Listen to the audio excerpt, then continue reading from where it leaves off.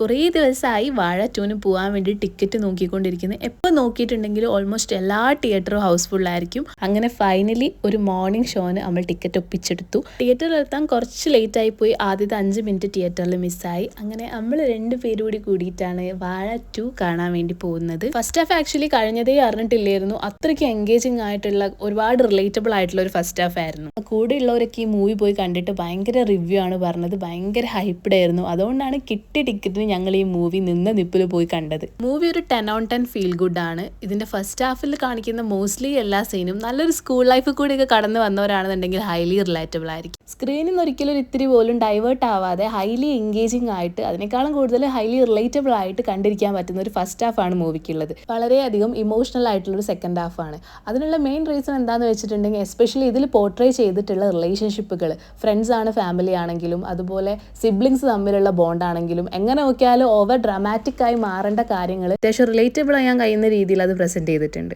പിന്നെ ഇതിലെ പാട്ടുകൾ എവിടെ എടുത്തു പറഞ്ഞ് ഞാൻ കേട്ടിട്ടില്ല. എല്ലാതും സിറ്റുവേഷനിൽ നല്ല രീതിയിൽ ബ്ലെൻഡായി പോകുന്ന പാട്ടുകളാണ്. കേൾക്കാനും നല്ല ഇമ്പമുള്ള സോങ്ങുകളാണ്. So it's all about the movie today. Thank you for watching.